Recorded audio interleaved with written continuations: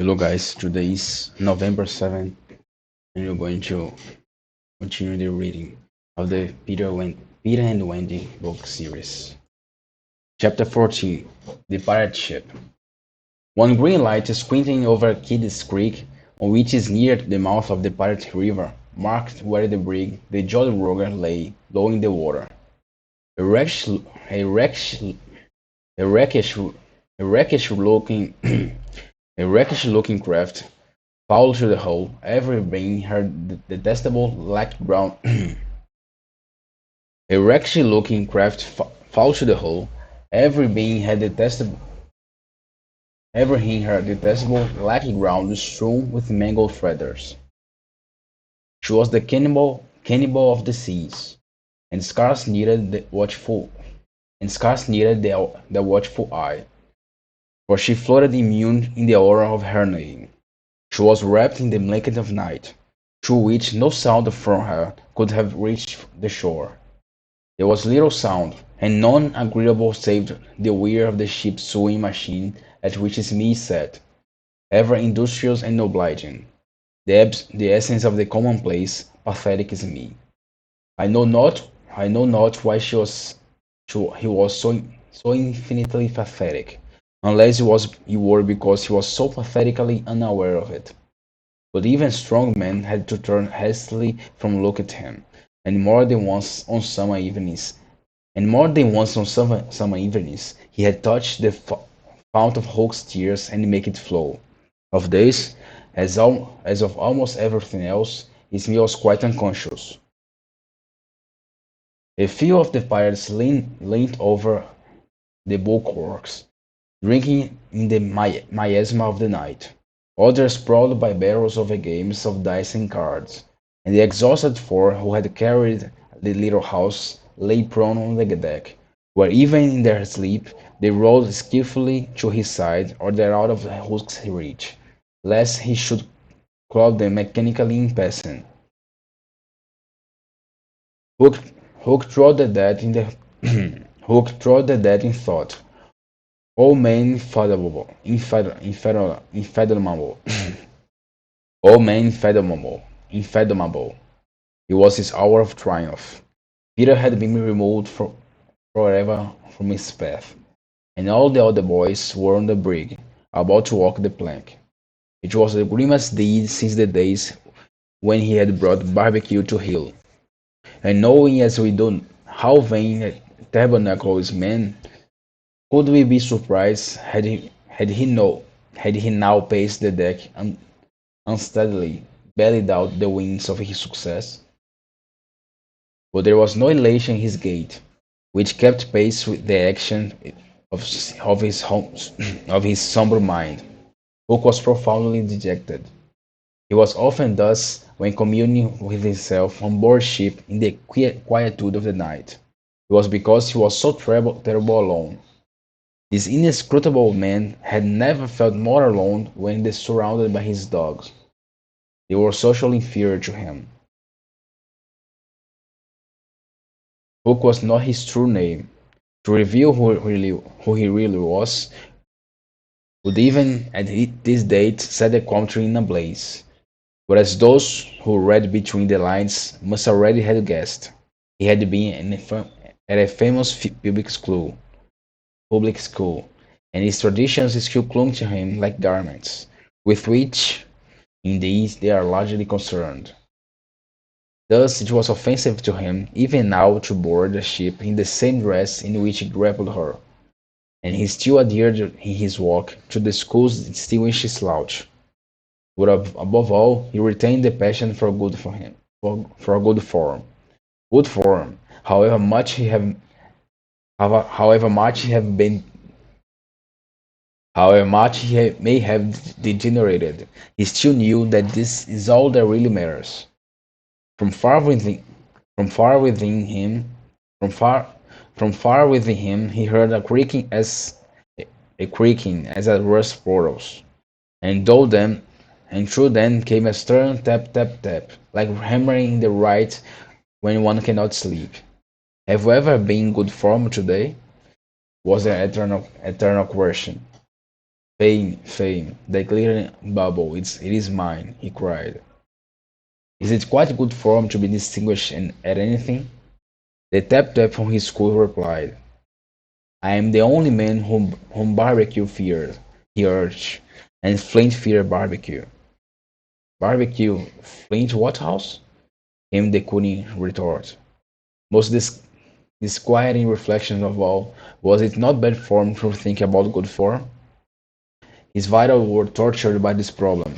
It was a claw within him, sharper than the iron one, and as it tore him, the perspiration dripped down his tallow countenance and streaked his doublet. Oftentimes he drew his sleeve across its face, but there was no damning that trickle. Ah, envy, not hope.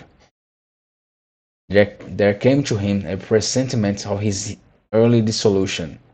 It was as if Peter's terrible oath had boarded the ship. Hook felt a gloomy desire to make his dying speech, lest presently there should be no time for it. Better for Hook, he cried, if he had less, if he had, if he had less, if he had less ambition. It was in his darkest hours only that he referred to himself in the third person. No little children to love me. It's strange that he should think of this, which had never troubled him before. Perhaps the sewing machine brought it to his mind.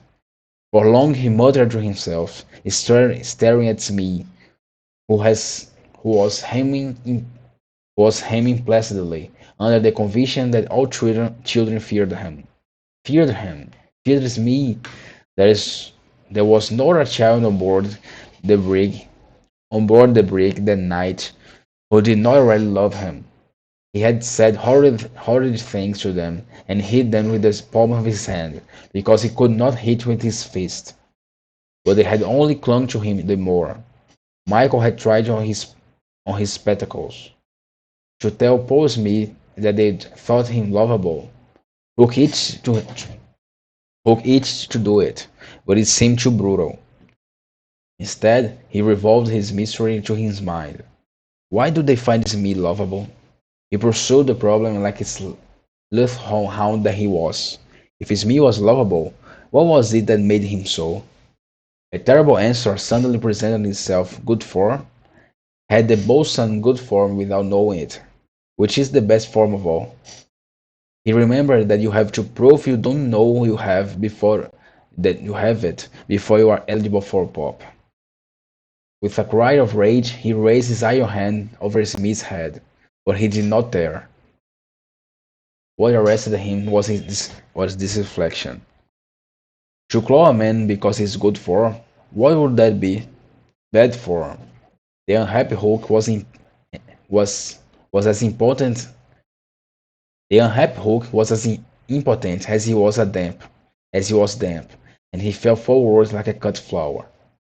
His dogs, thinking him out of the way for a time, discipline instantly relaxed, and they broke into a bacchanalian dance, which brought him to his feet at once. All trace of human weakness gone, as if a bucket of water had passed over him. Quiet, you skunks, he cried, or I'll class, or I'll, or I'll cast anchor in you, or I'll cast anchor in you. And at once the din was hushed. Are all the children chained, so they cannot fly away? Aye, aye. Then hoist them up. The wretched prisoners were dragged from the hold, all except Wendy, and ranged in a line in front of him. For a time he seemed unconscious of their presence. He lolled at ease. He lolled at his ease, humming not unmelodiously snatches of a rude song, and fingering a pack of cards. Ever and anon the light from his ever and anon the light from his cigar give a touch of color to his face. Now then, bullies. Now then, bullies. Now then, now then, bullies, he said briskly. 6 of you walk the plank tonight. would have room for two cabin boys. Which of you is it to be? Don't irritate him unnecessarily. Don't irritate him unnecessarily, had been Wendy's instructions in the hold.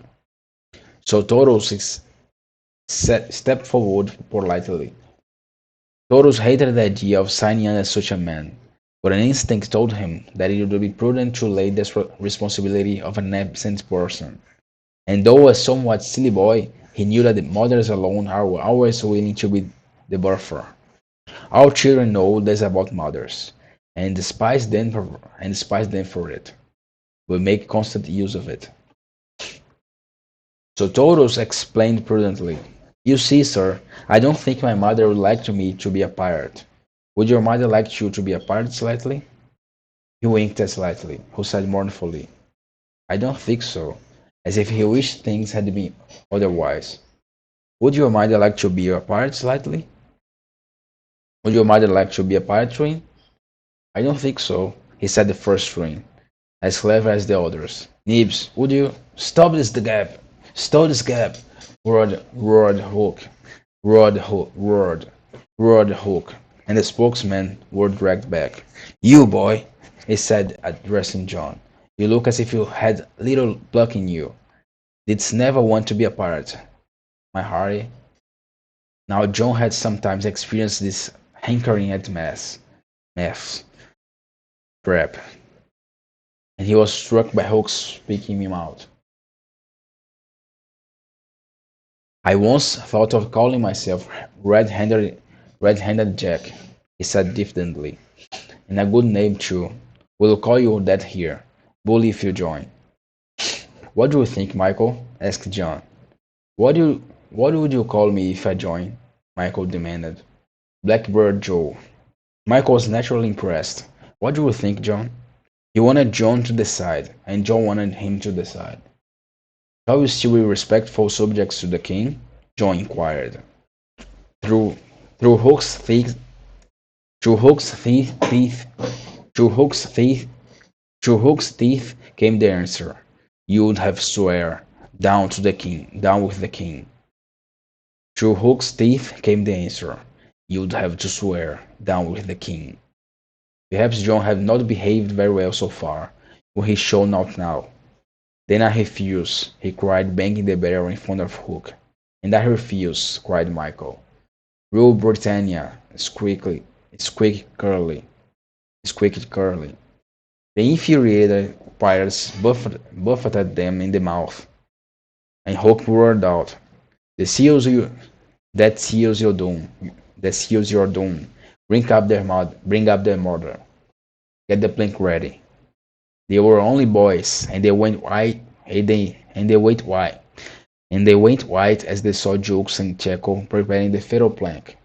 But they tried to look brave when Wendy was brought up. No words of mine can tell you how Wendy despised those pirates. To the boys there was at least some glamour in the pirate calling. But all that she saw was that the ship had not been tidied for years. There was not there is there was not a porthole on the grime glass of which you might not have written with your finger, "Dirty pig."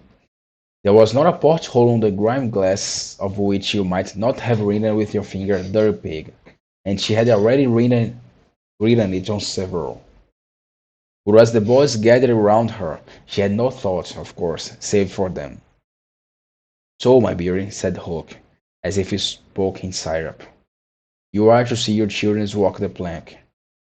Fine gentleman though he was, the intensity of his communings had soiled his ruff, and suddenly he knew that she was gazing at it. With a hasty gesture he tried to hide it, but it was too late. "Are they to die? Are they to die?" asked Wendy, with a look of such frightful contempt that he nearly fainted. "They are," he snarled.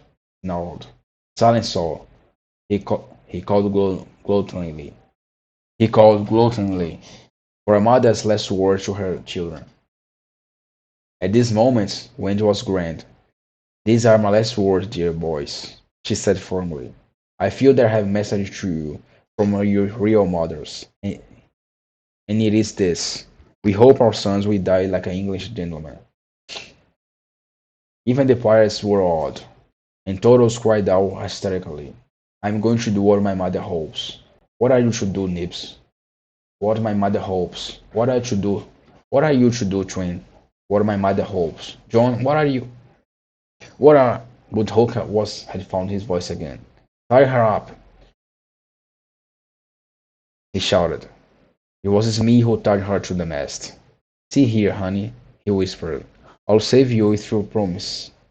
I'll save you if you promise to be my mother.